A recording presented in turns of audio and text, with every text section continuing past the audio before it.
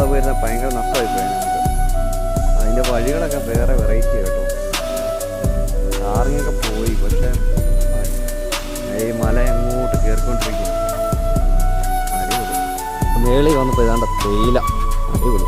തേയിലക്കാർക്ക് നടക്കൂടെ മക്കളൊക്കെ വീട്ടിൽ വഴിയിലൊക്കെ നിൽക്കുന്നു തേയില. உன் பொன்மடியில் தூவினால் போதும்.